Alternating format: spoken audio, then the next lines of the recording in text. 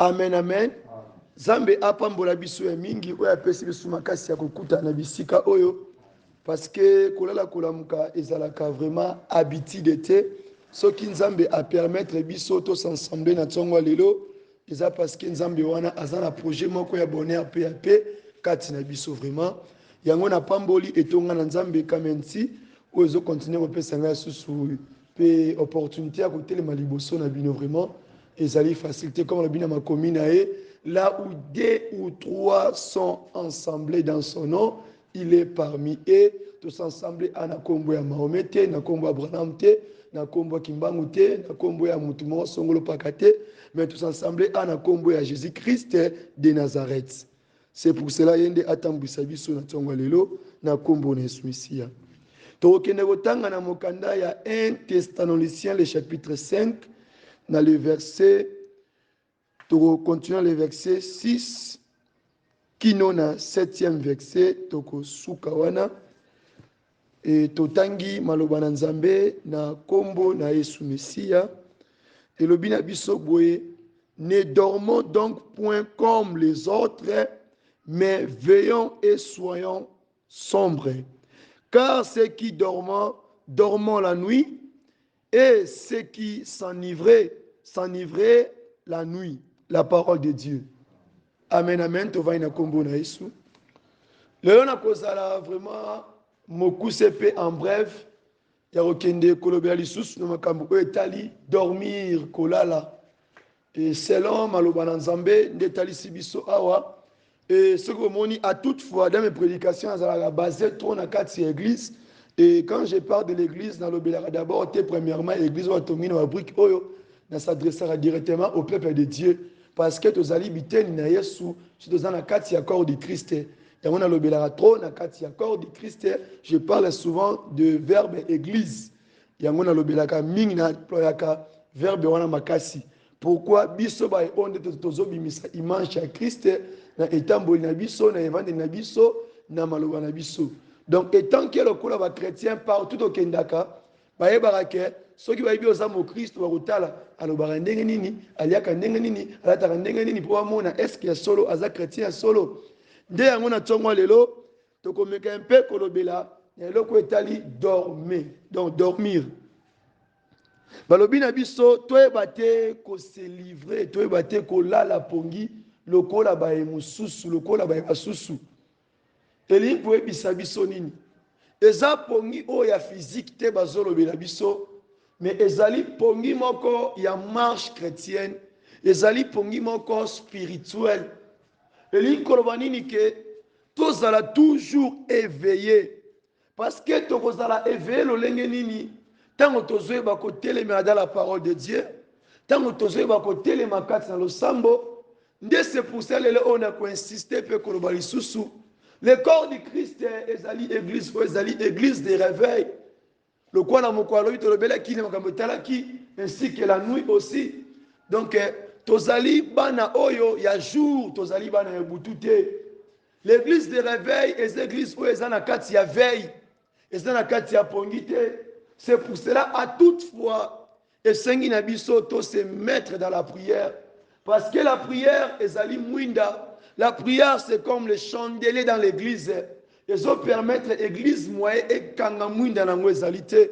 Parce que comme on a même dans le temps, Eli les sacrificateurs, comme on a que les chandeliers, qui toujours copé là, dans le temple, qui signifiait que la présence du Saint-Esprit, la présence de la prière, l'église doit fonctionner toujours, doit être éveillée à tout moment.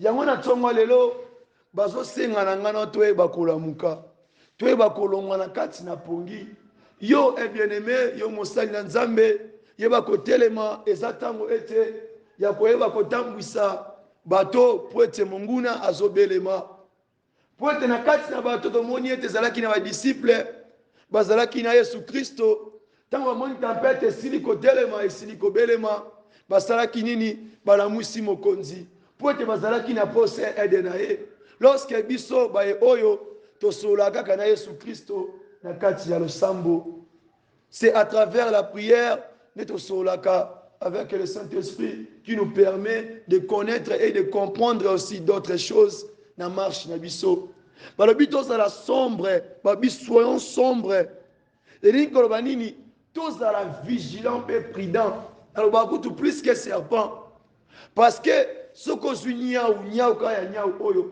otomboli ye otike na se akoya na manzaka ata ozwi mokongo na yo balwisi yango otomboli otike boye akoya kaka na manzaka pourquoi azalaka vraiment sombre azalaka vraiment vigilant yango eza mpe lokola biso bachrétien à toutes fois il faut tozala vraiment vigilant. Veillez à toutes fois que tu fongo la porte était. Veillez à toutes fois que tu es bakotambo na makomi na Nzambe parce que mon kolo événement koya et kozalo lenge moko tango Noah ndeko construit arche. Tango asalaki arche, ezalaki premièrement pour épée à se sauver na libota na ye. Komi bikisa to ko longwana kati ya danger ezosenga effort na yo moko.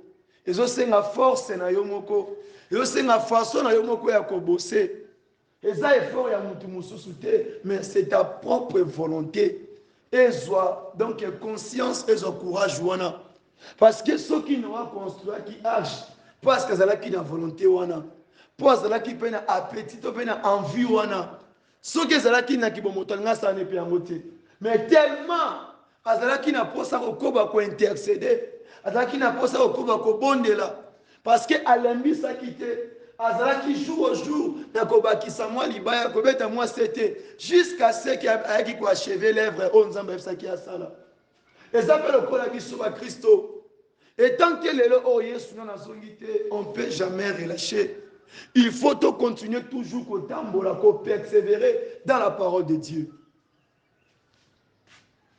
yango ayebisi biso boye toyeba te kolala lokola bayeba susu bayeba susu wana eza banani eza na bato oyo bayoka déjà la parole déjà baguta mpe déjà le don du Saint-Esprit mais bapesi mokongo bakomi korelache bakomi kokende na kati na pongi bakomi koabandone eza bayeba susu wana oyo bible ezoyebisa biso tozala te lokola bango mpo ntango moto alalaka pongi eza na baye mosusu oyo alali pongi soki alali atozobeta porte ya ndako ye eza lokola kufi awalamuka te mais eza na motu mosusu oyo alali pongi soki eloko ebouge mokebe tia afongoli miso atali donc motu wana azali vraiment éveillé mais eza motu mosusu oyo alali pongi akufi ata ozobenga ye azoyoka te aza kutu wana te donc pense to molimo ne ekendaka mosika donc ake soki na Canada na France na États-Unis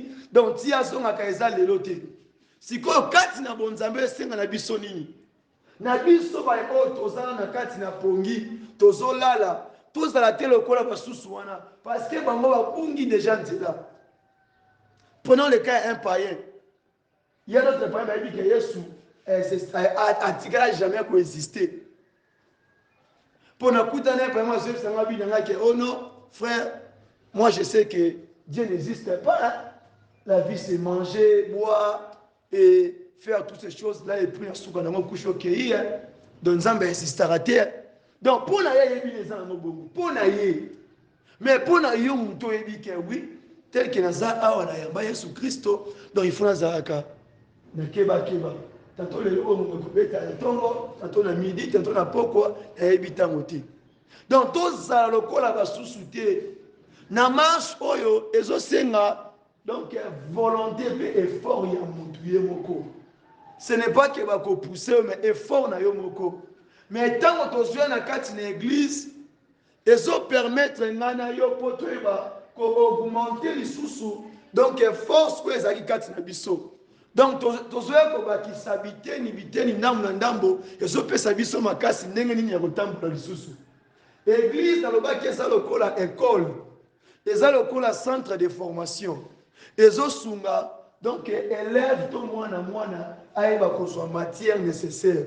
Na lobaki ete na kati na église ezalaka na ba formateur, ezalaka na ba messieurs, ezalaka na ba professeur ndenge moko na école. Oya leçon na leçon qui veut dire que mwana il faut bénéficier na français, na mathématiques, na sciences, ba leçon ezalaka ebele. Oya ezoko sunga ke marche ya mwana po ayeba ndenge ya komitambwisa lobi na vie. yango ete ntango tozokutana awa ezosenga na biso mutu na mutu fo apesa oyo nzambe apesaki ye mpo eyeba kosunga corps du Christ mpo ete tozala éveillé ntango eloko nyonso eza na place na yango tokomona ete église wana ekoma une église complète plutôt et aux allez tous endormis. Pourquoi? Parce qu'on a tous les 5 ministères avec les 9 dons, et ça s'est fonctionné. Et ça vraiment en marche. Il y a un moment où on pas si au moins l'église soit un évangéliste, soit un prophète. L'église on est aucun de bien. Au moins ça rapporte au moins l'église soit un pasteur, il y a un docteur. L'église on est aucun de bien. Mais une église dans comme il y a 5 ministères complets, l'église on est déjà prêt. Parce que les autres il y a sorte nyonso. Et ça le la vitamine. Vitamine A, B, C, D, tous les 5 vitamines. Voilà. Donc les autres passent à l'église et quoi la croissance manque à malam. Pour mettre à la leçon. Donc les leçons les autres sont là qui élèvent pour ne azala dire. Tant qu'on écoute la tempête il y a vie.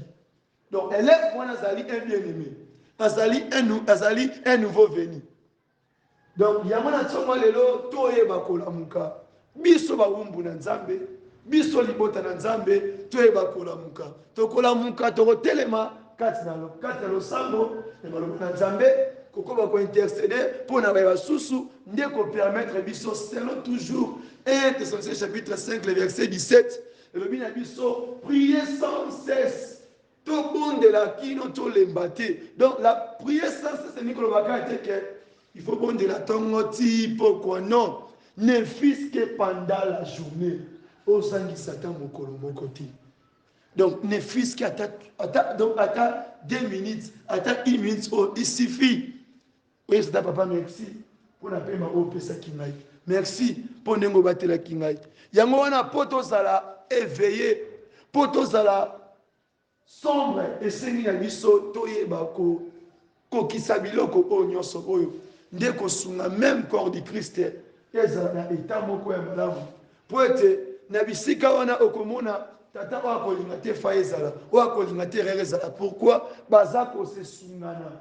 Donc to pesa na kaba partie. C'est pour cela qu'on a qu'il na biso na 1 Corinthiens le chapitre soit 13 14 le bina biso était nous connaissons tous en partie.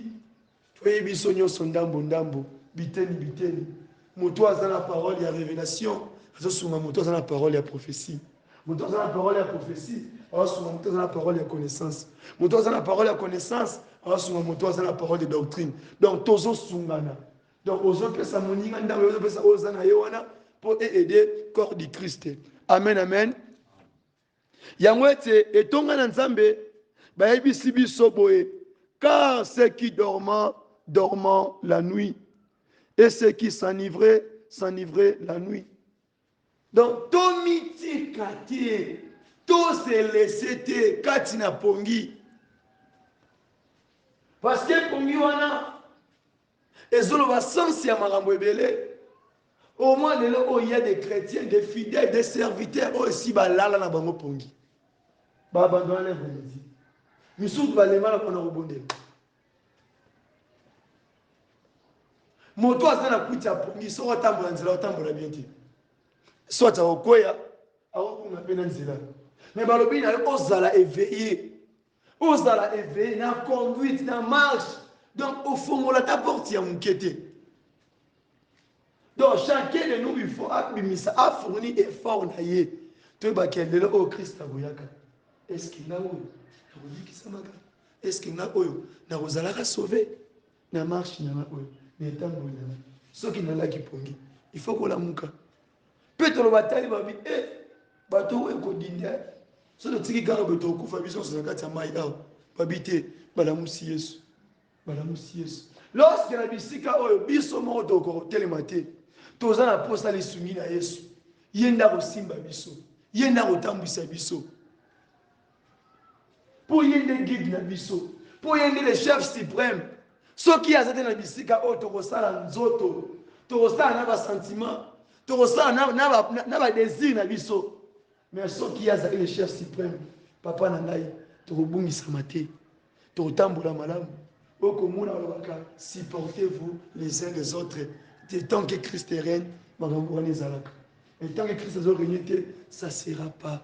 Là où Christ est, c'est la vérité. Selon Jean 8,32, vous connaîtrez la vérité et la vérité vous affranchira. C'est ça. Quand nous demeurons en Christ, tozala jamais na kati na pongi, tozala jamais na kati ya kidiba, mais tozala toujours éveillé, tozala toujours sombre, parce que ngana yo moto moko te ayebi ngonga, ngana yo moto moko te ayebi tango.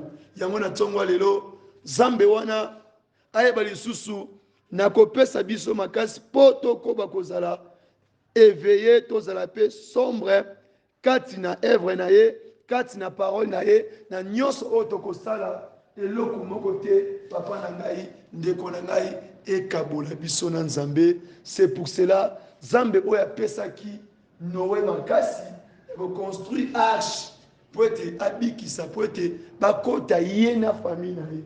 Tant balobi peu de nombre de personnes, elingi koloba 8 personnes qui étaient sa famille oyo base sauvaki na temps wana, parce que soki lelo oyo yo lâché opesi diable accès, tika Nzambe apesa etongani makasi ya kotelema na kati ya mabondeli ye azala partage na biso.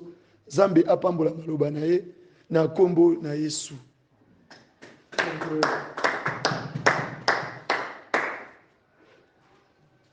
Molingami kati na kolo na bisika ezomi biso nayebi ete pendant ce moment il y a déjà beaucoup de gens qui ont déjà se relâché kati na losambo. Lorsque alobi na biso ete ce n'est pas nous qui intercède, ce n'est pas nous qui prie, mais c'est l'Esprit de Dieu qui intercède en nous. Tozoyebisa Nzambe apesa biso makasi asimbanga na yo, toyeba susu kotelema kati na losambo, toyeba susu kotelema kati na elanga na ye na bisika tokoyisamaki. Zamba fortifie biso, Zamba simba biso, po toza na posa lisungi na ye, toza na posa aide na ye, tobondeli na kombo na Yesu Mesia. Yahweh na kombo na Yesu Kristo papa na kembo, oh Nzambe na nguya, Nzambe makasi, Nzambe bolingo. Merci pour na maloba na kati na bisika o Yahweh. Yo sili koloba pe kotalisa biso Seigneur, tolongwa na kati na pongi, tozala se éveillé Seigneur. Papa to sengeli su tolobise pa na yo Yahweh. Pesa biso ba ebo tolemba ki kati na losambo, makasi ya kotelema Yahweh, toujours na kati ya chandelier Seigneur. Makasi ya kotelema Yahweh na kati ya tabernacle Seigneur. Pour tolongwa terre liboso ya chandelier Seigneur. Tout sera toujours dans ta présence Seigneur. Pesa biso makasi ya kotelema, pesa biso makasi ya kopé accélérer quand il m'a commis na yo, quand dans le sambo, olobi était prié sans cesse Seigneur, olobi était au bon de la kilo sur le matin Yesu ngai, mais la biso lelo oyo, na nukuto zongite, to komikasi a kolemba, na nukuto belemite, to komikasi a kolacher, na nukuto belemite yawe, to komiko abandonner l'œuvre na yo, to komiko kota négligence, to komiko za emporter na ba désir ya mokili, na ba envie en toto na biso, et Yahweh, to senge pa na yo, opesa biso makasi Seigneur, ya kotambola kati na œuvre na yo, ya kodemere Yahweh dans ta présence Seigneur. Olobi ete biso tobondelaka Seigneur, kasi molimo na yo nde ebondelaka mpo na biso, nde intercedeka mpo na biso, nde esengelaka biso Yahweh, mawa na likolo moi na biso Yahweh. E Yahweh, sunga biso, simba biso na loboko Yahweh, otika biso te Yesu, obwaka biso te Yesu. Papa ata na kati ya voie de l'ombre de la mort Seigneur, tozala posa lisungi na yo, pour être le temps Yahweh, ezamabe, ngonga ezasemabe, oh Yahweh, sunga biso, pesa biso makasi, na kombo na Yesu Mesia, na kombo na Yesu Mesia, na kombo na Yesu Mesia. Nous allons encore prier, on va dire à Dieu ceci, donne-nous l'esprit de la crainte dans ta parole. Apprends-nous, Seigneur, de parler ou bien de dire la vérité. Apprends-nous, Seigneur, de marcher dans la justice. Toi, Nzambe, toza la sentimentaliste, toza la te bato bazali emporté na vaya batou. Mais totambola selon les Écritures, dans la crainte, dans l'obéissance, tobonde na kombo na Yesu. Ô Seigneur Jésus-Christ, notre pain quotidien de ce matin, Seigneur, ainsi que de ce jour, Seigneur. Papa, nous nous approchons à ta présence, Seigneur. Nous te supplions, Seigneur. Seigneur, apprends-nous comment marcher et vivre dans l'obéissance, Seigneur. Et comment vivre aussi dans la crainte de Dieu, Seigneur. Papa, si je crains les hommes, que je ne te crains pas, Seigneur, je suis en train de te désobéir totalement, Seigneur. Comme que tu avais dit, Seigneur, vaut mieux que l'obéissance que le sacrifice, Seigneur. Seigneur, apprends-moi comment vivre dans la vérité, comment parler la vérité, comment, Yahweh, de demeurer près de toi, Seigneur, dans la piété, Seigneur. Oh, Jésus, nasenge pana yo, yo sungangai, yo ede biso, Yahweh tala biso, Yahweh, tofungo limite mwana biso, tambwisa Yahweh, minoko na biso, maboko na biso, oh, totalaka, bisika tokendaka, bisika tovandaka, Yahweh, tolobasi lokutate, totambwa na kati ya krente na yo, Yahweh sunga biso, malgré Yahweh, ata ba négligence na biso, ata ba paresse na biso, ata bolembu na biso, Yahweh yotika biso te, Yahweh yovoaka biso te, na kombo na Yesu Christo, parce que tu es Dieu, ainsi que tu l'as fait, na kombo na Yoshua Mashiach, yango to espérer, pe ton digno sali yango, kati na biso, na kombo na Yesu Christo. Tozoko baka kati na losambo molingami kati na kolo, tozokende kobondela tozwebisa Nzambe. Nzambe ayeba ko protéger tous les enfants, bana nyonso ya mike batoto nyonso, Nzambe ayeba ko bomba bango, comme alobaki ainsi dit l'Éternel, o ezali otele nyonso etumbelo nyonso to four nyonso ardent, o diable ayebi ko placer po ete ya komela to pe ya ko consime to pe ya kolia batoto na Nzambe. Toyebisa Nzambe na tongo lelo, Nzambe ayeba ko détruire ko bebisa plan nyonso, réclamation nyonso likola bana bébé, bana oba pusani ya mikolo. Toyebisa Nzambe na mokolo lelo, yende anéanti, yende abebisa, et puis to senga la protection de Dieu, to bonde na kombo na Yesu Messia.